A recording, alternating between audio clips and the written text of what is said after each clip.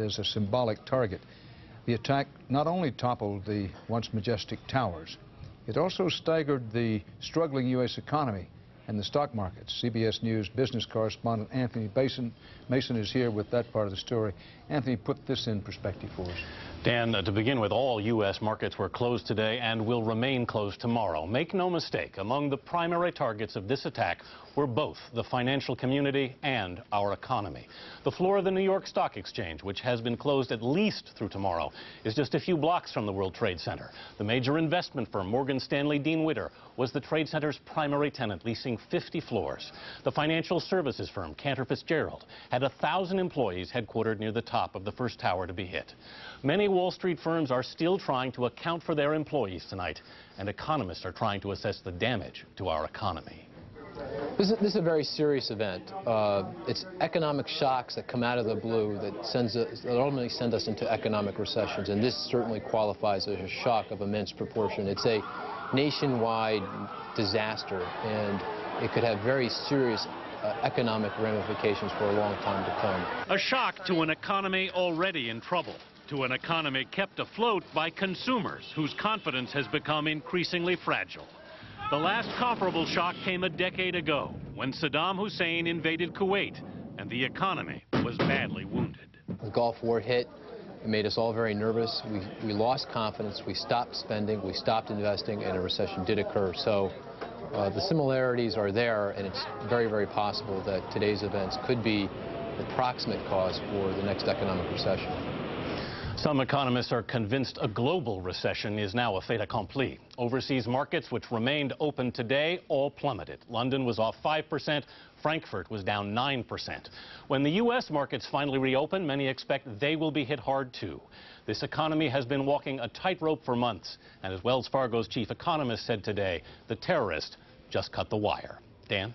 Anthony Mason, of course, our main concern is not money, not financial markets. It's those people who are dead and wounded. But holding to the moment, to this, the financial aspects of this, you've said that markets we know that we close tomorrow. Beyond that, we don't know, but you would not be surprised to see them closed beyond that. What is the effect of these markets being closed? Well, economists say just like it's important for the president to be back in the White House symbolically, it's important for the markets to reopen, to show that America is back to business as usual. That's very difficult. There are a lot of stock market employees who are unaccounted for this evening. So it's hard to get back to business as usual, but psychologically, we need to do that to send a message to the world. And that's why they're hoping that as soon as they can, the markets will reopen. Anthony, you spoke to one of the traders who was in the World Trade Center this morning. What did he tell you? He was on the 84th floor of the second tower when the first plane hit the first tower. He was ordered to evacuate, and he did. He got down as far as the 50th floor, and in that second tower, they were actually told in the stairwell, they were given an all clear and said, the building is secure. He told me that some employees at that point actually left the stairwell, got on the elevator to go back up to work in the second tower. Within minutes, the second plane hit the second tower. He was down to the 30th floor at that point. He told me, he said, I thought my life was over, and I thought I was never going to see my children again. But he said panic, there was no panic in the stairwell. People kept going down, he made it out. But when I last talked to him, he said the head trader of his floor was still unaccounted for. Anthony Mason, thanks. Not everybody made it out, we know. It was confirmed by several eyewitness accounts. One man and woman forced to leap from a very high floor who went down hand in hand. This just in, a firefighters union official in New York, unidentified as far as I can determine, says, quote, there may be up to 200 firefighters, New York firefighters, dead.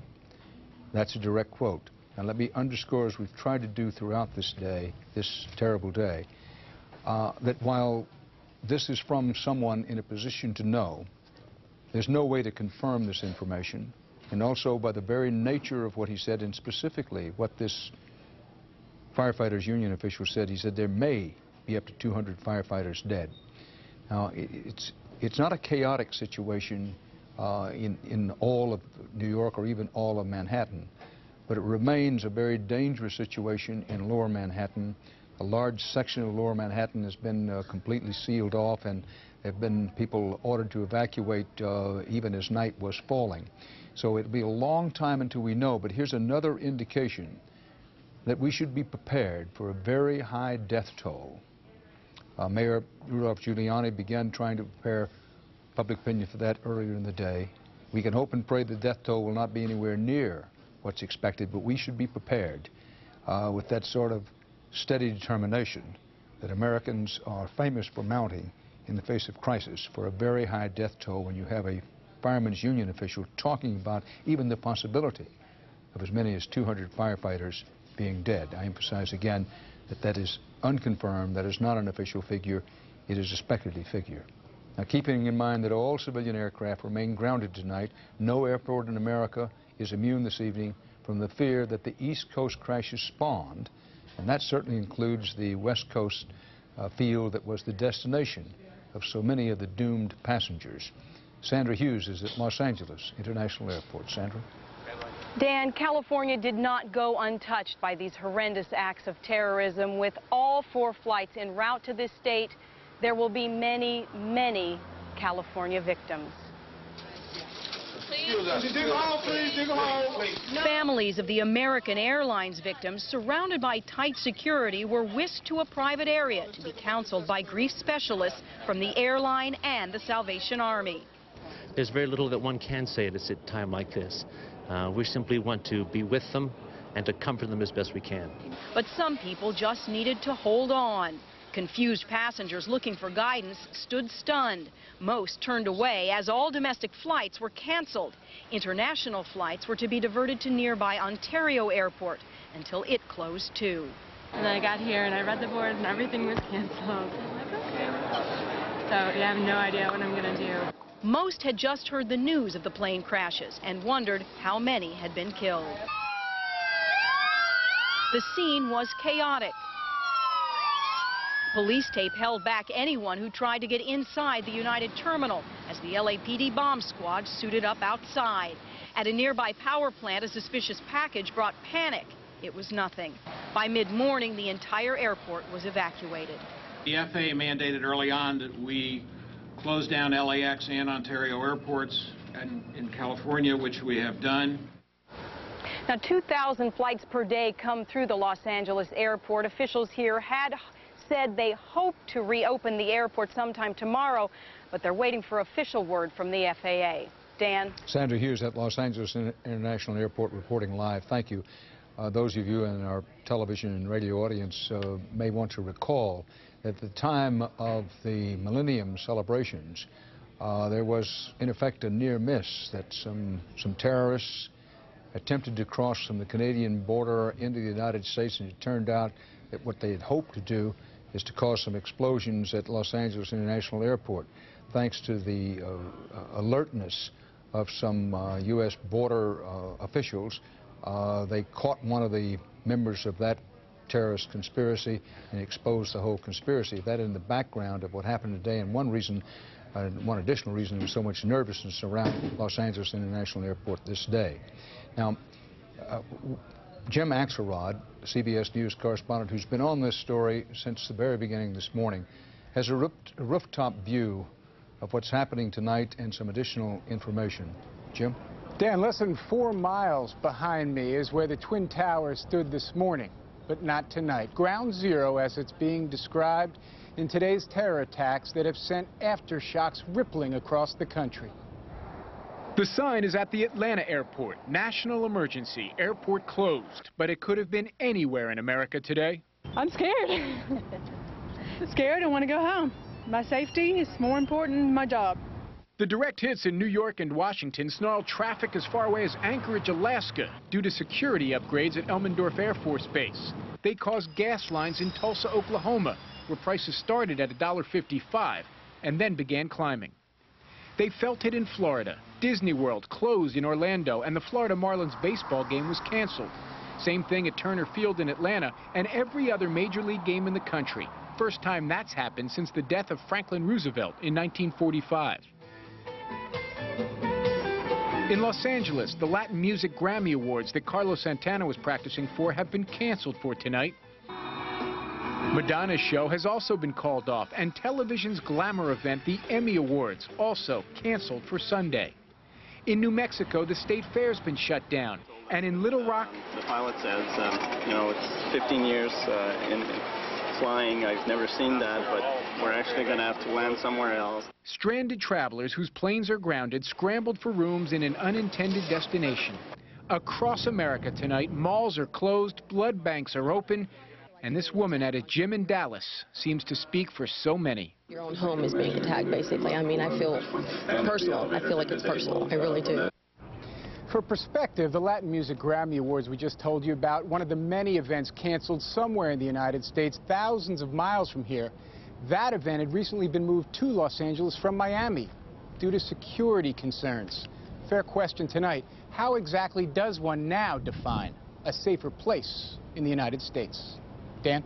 Jim Axelrod from high atop one of the buildings in Midtown, New York, which gives us an opportunity to remind you that television is a bit like a flashlight beam. It can show you what's at the end of that beam, doesn't show you what's at the side of the beam, up or below. And the television cameras have been pointed today at the targets, the World Trade Center here in New York City, the Pentagon in Washington, D.C., all of those targets on the East Coast. So it's in wide areas of Manhattan, and most of Manhattan, which is only a part of New York City as a whole, while there's a lot of tension today and a lot of concern for what was happening, obviously, to the country and particularly on the lower part of Manhattan, that life did go on in most of the city. But all focal points have been and remain tonight on the dead and wounded out of what happened in lower Manhattan and in Washington in the case of the Pentagon. But officials up and down the West Coast found themselves scrambling all day, as well as officials here on the East Coast. Bill Whitaker has been keeping an eye on the West Coast developments. Bill? Dan, even here 3,000 miles away, the terror struck deep. Airports, businesses, schools across the West closed down. People's reactions, a mixture of fear and anger. Fearing the nation's second largest city might also be a target, workers fled downtown high-rises, leaving the heart of Los Angeles a ghost town. With the Pentagon in flames, giant West Coast defense contractors, Boeing and Raytheon, sent Los Angeles workers home for safety's sake. FBI agents with fingers at the ready ringed the main federal building. City government, law enforcement, indeed the entire city was on high alert. We believe that whatever could have happened in New York could very likely happen here. The busy borders with Mexico and Canada intensified security and remained open, but little else did. Urban icons, the Transamerica Pyramid in San Francisco, even Seattle's Space Needle closed down, leaving tourists stunned. To Pearl Harbor magnified 10 times. There's heightened alert on the Golden Gate and Bay Bridges, San Francisco's main links. Even Disneyland, the self-proclaimed happiest place on earth, joined other California amusement parks and closed down in fear. Obviously, what they want is to shut down the country, and that's exactly what they've done. I mean, it's scary to think that something like this could happen in the United States. I mean, you feel safe here, and now you don't feel as safe. The West's water and energy suppliers are taking no chances either. At Hoover Dam, boats and bomb-sniffing dogs are on patrol. Armed guards stand outside the San Onofre nuclear plant near San Diego. Up the road, Marine Camp Pendleton is on Threat Condition D, the highest level of alert, meaning an attack is expected or imminent. Right now, they are checking every car that's on base. We are restricting access if you're not a military affiliated. This afternoon in Los Angeles, Muslim groups citing death threats said don't blame all for the alleged actions of a few. The pain of this country is in fact our pain.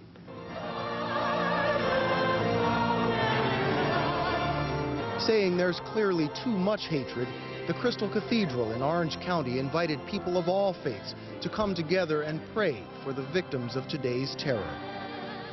So here, like the rest of the country, prayers for the victims and concerns for the country's future and safety.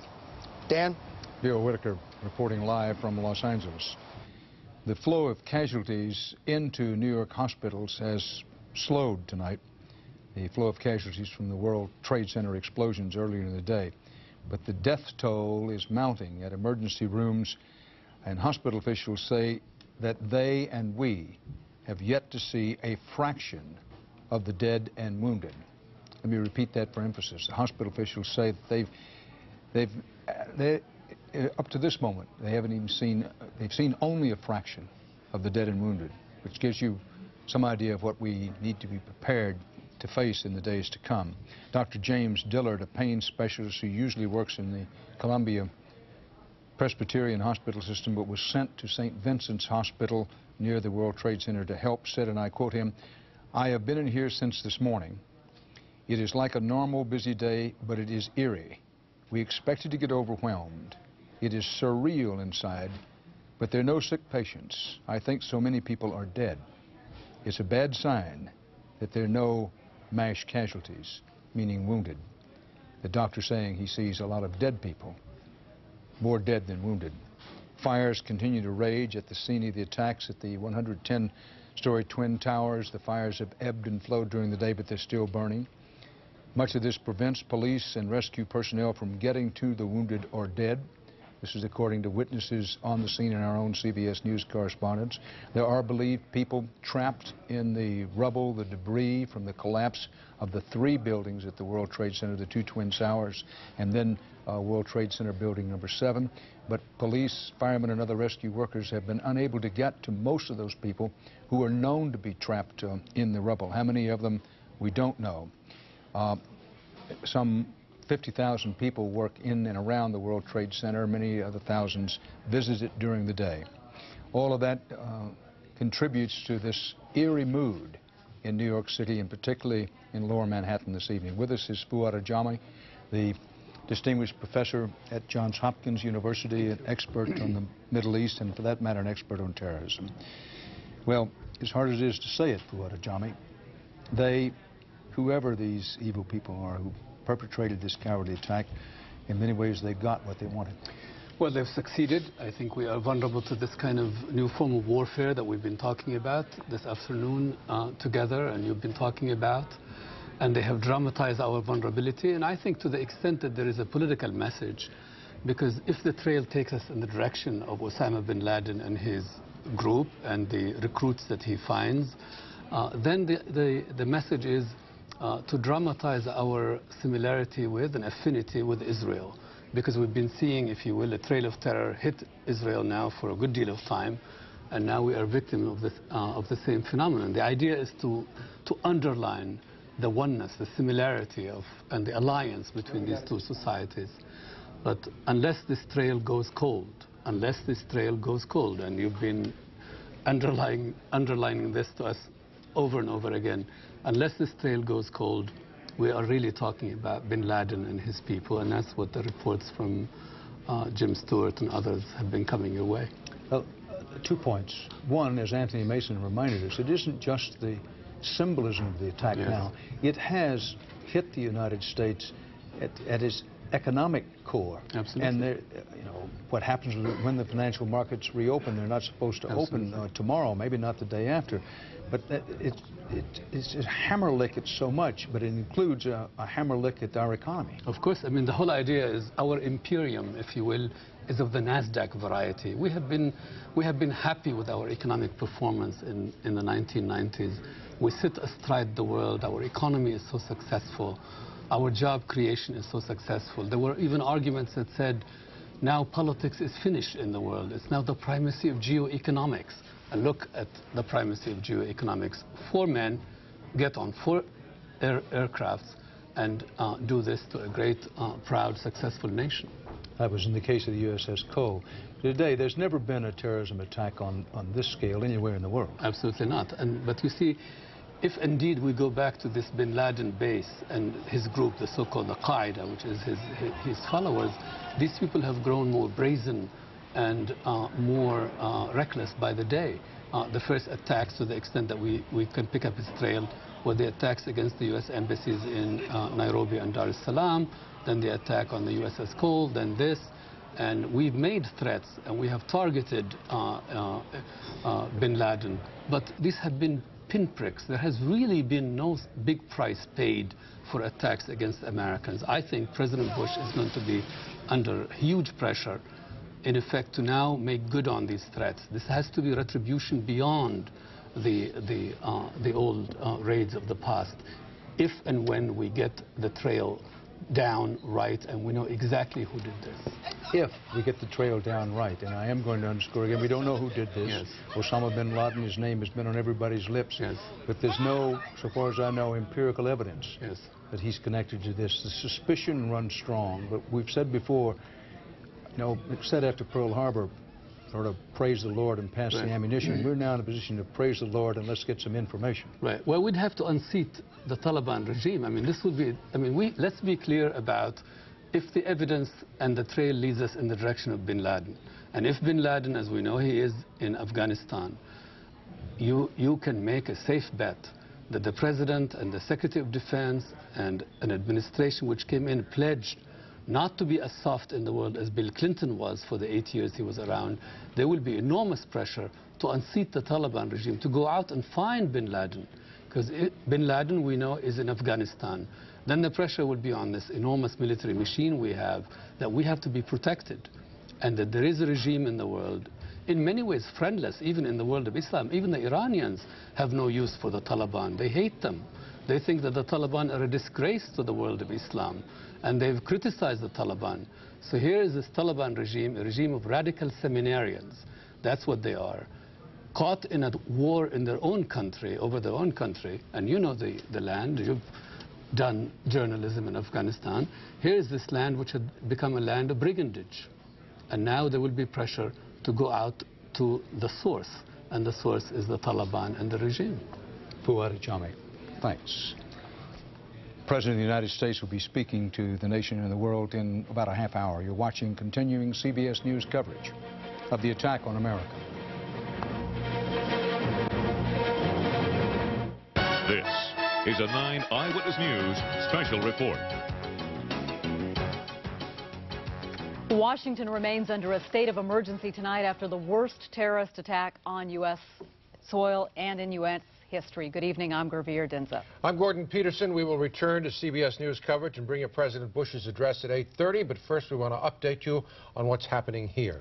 Now, as we do, remember that all the local school closings and office closings are going to be scrolled at the bottom of your screen throughout the evening, so you can keep up to date on that. Now, the Pentagon continues to smolder tonight, 10 hours after terrorists hijacked a jumbo jet and crashed it.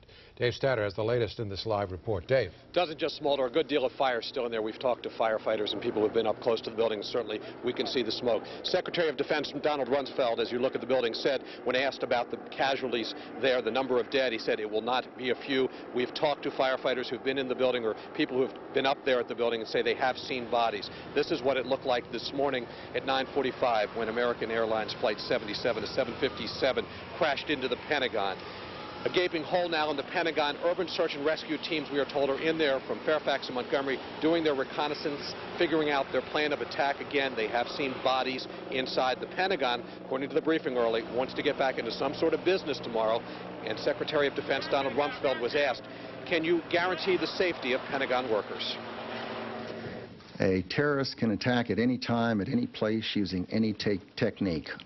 It is physically impossible to defend at every time, in every place, against every technique. It is not possible to give guarantees. The people who work in this building do so voluntarily. They're brave people, and they do their jobs well. Fires continue to burn, will burn for quite a while. Back to you at Broadcast House. Dave Statter, thank you very much. The Virginia Hospital Center in Arlington is where the victims from the Pentagon were taken. The hospital received its first victim at 10:35 this morning. There were more to come. Jennifer Ryan standing by at the hospital with an update. Jennifer? Gordon Gurveer, this hospital has seen more casualties than any hospital in our area. The wounded toll is now up again this hour to 42. 42 people injured in this attack, 21 of them treated and released. 14 have been admitted tonight, and we're told that 8 are in critical condition. Of those 8 in critical, there are 4 that are on respirators. We have video for you as well. We want to tell you that most of the wounded that we're seeing at this hour that are transported here are emergency workers, crews from the field, medics, firefighters who have been brought in here with injuries. Many of the injuries today, smoke inhalation, broken bones, burns to the face and hands, cuts, lacerations. We've also seen volunteers come here today to help. A woman named Lee Corey of Arlington works at the local financial arm of Morgan Stanley. It is headquartered at the World Trade Center. She has only heard word on one of her coworkers in New York. as many as possible were going down those stairs. We did hear from one man who had been on his way out and was at the second floor. He called one of my coworkers and said, I'm out, I'm over in another building, and that the water sprinklers had gone off, and that it was a very, very frightening experience for him.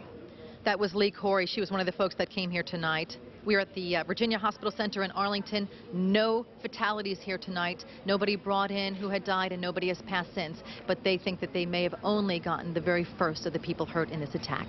Jennifer Ryan, back to you. Jennifer Ryan, thanks very much. Well, the events of today have been overwhelming, and it might take a while for the true horror of what happened to hit a lot of us. Yeah, but after the numbness wears off, you might want to talk to somebody about this, and we have some counselors standing by who will talk to you. The number is 202-432-9045, 202-432-9045. These folks will be on hand until 9 o'clock tonight if you want to chat with them. And again, just to bring you up to date, I know this is something that's been going on all day, and many of you have been watching it unfold on television. A lot of people watched that second plane hit the second tower of the Twin Towers of the World Trade Center live on television, and then, of course, at the Pentagon. And tonight, reports of anti-missile fire in Afghanistan, talk of who may be responsible for this attack on Secretary U.S. soil. Rumsfeld has specifically said these attacks, if they are attacks, were not mounted by the United States. That's right. The U.S. is denying any responsibility for those in Afghanistan. There's some speculation it might be the rebels taking advantage of this situation. But again, we're watching what is going on at the Pentagon still. Many bodies believed to be still inside, and of course, the rescue effort and recovery effort continues at the World Trade Center building in New York. CBS News coverage of the attack on America now continues here on 9 WUSA. Stand shoulder to shoulder with our American friends in this hour of tragedy, and we, like them, will not rest until this evil is driven from our world. More than not just resting, in Britain they were rattled. Offices closing early in London's financial centre, commercial air traffic over the capital banned, as airlines here and throughout Europe cancelled transatlantic flights. I'm certain in the short term we're going to face a much more restricted world, a world which is much more security conscious, much more anxious and much more fearful. With European TV broadcasting live and non-stop, European governments called emergency meetings. So did NATO. Another echo of the attack in America were the questions asked here. Who was behind it and what happens now? The Taliban regime's ambassador to Pakistan today was part of the chorus calling for justice. He also insisted Osama bin Laden wasn't behind it. Bin Laden's not in contact with anyone, the ambassador insisted, and couldn't carry out such activity. It would be a great risk, he warned, for America to retaliate before completing an investigation. While Britain's calling mass terrorism a new evil the world needs to fight, some Europeans are more blunt. Germany calls the attack a declaration of war against the civilized world. But what all the allies are saying tonight is that America's not in this fight alone. Richard Roth, CBS News, London. As we await President Bush's address to the nation and the world, which will be coming up in about 23 minutes now on the half-hour mark, joining us here in New York again is Sandy Berger, who served as National Security Advisor to President Bill Clinton, and in our CBS News Washington Bureau, Democratic Senator Christopher Dodd of Connecticut. Thank you both for being with us. First, Senator Dodd, there's been an awful lot of talk today about the United States. We will find who's responsible for this, and we will punish them. Why is anybody who hates the United States, why would they believe this when in the past we have proven time and again we can't find out who does the people who do these things, and we've been unable to punish them, really? Well, first of all, Dan, let me step back for a second and tell you my thoughts, and I'm sure the thoughts of Sandy. I just left about 500 members of Congress on the east front of the Capitol with the leadership, Republicans and Democrats, joined together in expression of solidarity and sympathy for the literally hundreds of people, and I expect thousands who may have lost their lives today. We don't know the numbers yet, as you've reported accurately here, but it's hard to begin any discussion of this without talking about these families and what our country has gone through. And today, you used the language at the outset of your news tonight, using Franklin Delano Roosevelt's language almost 60 years ago, 12 weeks from now, calling this a day of infamy, and it truly is. So I wanted to begin there, and Tom Daschle and Trent Lott are going to have tomorrow a session on resolutions and an opportunity for us to be heard. Congress will be in session tomorrow. Democracy will always triumph over terrorism. And I hope here that we'll first of all concentrate on the tragedy here at home, do what's been suggested by some of your earlier guests, and find out exactly who is responsible here. And I'm confident we can do that. And go a step further here. And I'll be interested in what Sandy has to say about this, but I think a new chapter's been turned here.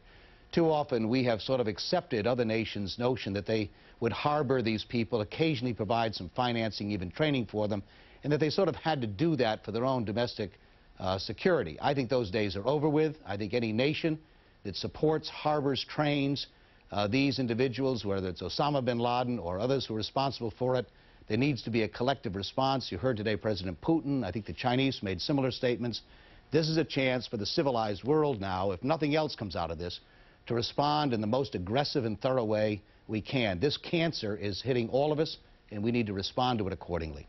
Now, back to the original question, Senator. Are we capable of determining who did these things? And then are we capable of, in some way, finding them, bringing them to justice, punishing them? I believe so. I think, first of all, this was a highly coordinated, very sophisticated attack here today. And I'm quite confident that the collective intelligence efforts of our allies, friends who have expressed support for us today, that we'll be able to determine that. We may not do it as quickly as some would like, and my hope would be that we'll do it smartly. It's very important that we know what we're talking about before we respond. But I'm very confident we can do it, and I think we have the means of doing it. It may not be as fast as some would like, but I believe it can be done. Sandy Berger, where are those voices in the world of Islam? Islam being one of the world's great religions. Where are those voices? Are there any, in any place that counts, who say, listen, we've had enough of this, and we will help the United States find and bring to justice these people? Well, I think we have to be careful, Dan, that we don't condemn the world of Islam here. Obviously, there are a billion people who practice Islam around the world. This is perpetrated by a group, and we need to deal aggressively with the group.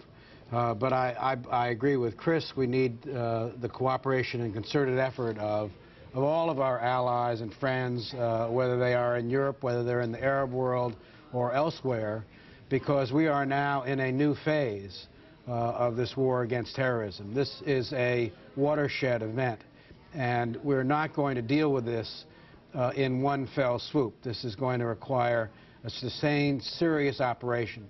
And I think it's time for the American people to support the President, buckle our seatbelts, because this is going to be a long, hard ride.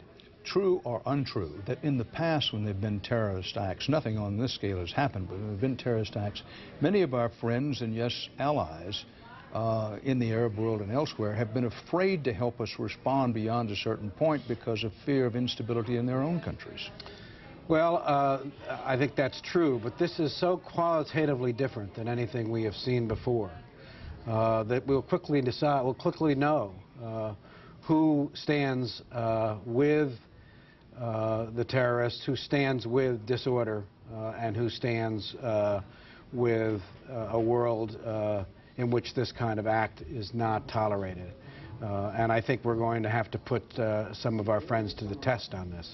Senator Chris Dodd, what are the options for the President in increasing the pressure on, yes, our friends and allies to help more, great deal more and faster, to deal with the people who perpetrate these kinds of crimes? Well, it's hard to find any silver linings in what has occurred in the last 12 hours. But if there is any at all, it may be what we've heard already from leaders from around the globe that we haven't heard from in the past when we faced acts of terrorism not on this scale. And I would hope the President would pick up that phone. I'm confident he will. And by the way, all of us stand with him tonight. Anyone who's questioning whether or not this country is divided at all on this issue ought to put those notions aside. Democrats, Republicans, regardless of people's political feelings, we stand behind this President. He's our leader, and if he asks us to do some things in the coming days, he's going to find a united Congress, in my view. But he should also, I would hope, reach out to the allies who've spoken today, and even some of our major competitors in the globe who face similar challenges. This is a cancer that affects all of us. And I'm very confident if he does. There's been a lot of criticism about the administration in the first 8 months or so on the Kyoto agreements and on various other international efforts that we seem to be backing up. In a sense, I hope the president now realizes how important it is, I'm confident he will, that he reach out to these leaders and form that kind of coalition that, as Sandy has said, and he's absolutely right about this, systematically deals with this in the coming years. It's not a one response to this. It's not one attack. It's not going to be solved by one particular raid. This has got to be a systematic, seamless garment that goes on for a long time. Sandy Berger, in the past, our history, the history of this country, shows that we're sometimes slow to recognize a danger. The build-up to World War II comes to mind. But when there is a Pearl Harbor, or when we're attacked, almost pushed off the Korean Peninsula, once we mobilize as a people, that we are indeed a determined and effective adversary, but we're dealing with such a shadowy operation as these terrorist organizations. Is it capable to put the nation on a one nation united, let's solve this problem, let's defeat this enemy, or impossible? I have no question that the president can do that, but I think the American people need to understand that this is not going to be solved with one missile attack. We may have to reach deep into a faraway place in a very robust way to deal with this problem. We may have to do this over a sustained period of time, and those actions themselves will have their own consequences. So there's no silver bullet, literally or figuratively here, that is going to deal with the kind of unspeakable evil that we've seen today, the escalation in a massive way, both in terms of capability and malevolent intent that we've seen today. What we need now is buckle down, a serious, concerted effort that's going to have to be long range. We've taken down terrorist organizations like Abu Nidal in the 70s. This is qualitatively different, and we're, I think, capable of doing it. I think the American people will support the president, but it's going to take actions we may not have contemplated in the past. Sandy Berger, Senator Chris Dodd, thank you very much. We're less than 15 minutes away now from the President of the United States addressing the American people and the world about the events of today. In the meantime, let's remind ourselves there were many scenes of heroism as well as horror in the Twin Towers attack here in New York City. CBS's Lee Cowan reports on the people in the streets amid rubble and chaos. I warn you in advance, caution you in advance of the violence in some of these scenes. With that in mind, Lee. Well, Dan, I think anyone down here this morning will tell you that there simply wasn't any time to do anything. Wasn't time to think, wasn't time to breathe. Certainly there wasn't time to mourn. The only thing you could do is run, and if you could, help. For those inside the World Trade Center, it wasn't just hell on earth. For Bob Fox, it was hell 39 stories up. It was unbelievable. I was on the 39th floor about 8:45 when a tremendous explosion hit. Those lucky enough to get out walked out of one danger right into another. A moonscape of ash and debris, smoke and fire, leaking gas, and already the smell of death. Debris, smoke, all the dust, everything, just couldn't see nothing. And I was praying to God then that, let me get by this now. Ironworker Tony Cabrera rushed toward the carnage to try and help. Then I seen the second plane hit. And I went into this lobby. And I went into the lobby. I was there with the fire department and everything, and just, it was starting to give away. This and that, pieces of people coming down, parts, and whatever. Never seen anything like it. Never. Rescuers were at a loss. Smoke so thick they couldn't see the damage. The clamor of falling debris so loud they couldn't hear the cries for help. All of it made worse when the first of the Twin Towers came tumbling down upon them. Let's go! After the first series of explosions, there was hardly time to get in, and those that did were right in line of fire for the next series of explosions. As the second tower collapsed, Val Coleman had a front row seat to disaster, watching it all unfold out of his apartment window just 5 blocks away. And a great blossom of flame, a huge red fireball, scared the hell out of me. Val Coleman was inside the World Trade Center just 15 minutes before the initial attack and remembers the last person he talked with. A very nice young man answered me very politely. I left, came back here, and boom, he's probably dead. And as he sat watching the building burn, Coleman could see tiny black specks near the top floors. They were people jumping off instead of being burned alive. I must have seen 10 or 15 people come down, one after another. Off the top? Off what appeared to be the top. The bombings today brought one horrific scene after another. Oh my God! Oh my God! But rescuers know once they get closer to what's left of the Twin Towers, the images are sure to get worse.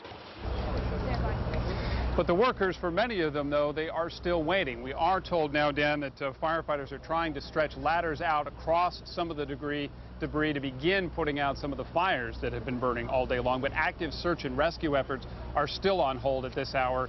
There is still hope here tonight. But for the moment, it's being tempered by an overwhelming sense of helplessness. Dan. Lee Cowan, one of our many reporters covering in Lower Manhattan. The terror attacks on the World Trade Center struck deep into the hearts of New Yorkers. Many were witness to or victims of this cowardly act of mass destruction. CBS's Mika Brzezinski has been out among them on the streets of New York. There was terror in the streets while the Twin Towers burned. With gridlock on the ground, crowds watched from afar and prayed. You don't see people jumping from the windows. Police jumped into action, moving the crowds behind police lines, away from danger. Let's go! But not far enough. One after another, the towers fell to pieces, debris falling onto hundreds of onlookers. Somewhere behind the billow of smoke, an American icon had disappeared, transforming the New York skyline forever. On the sidelines, people watched and wept. Others, covered in soot and debris, counted their blessings. Even now, no one can guess the number of dead and wounded. Adding to the confusion, cell service was critical.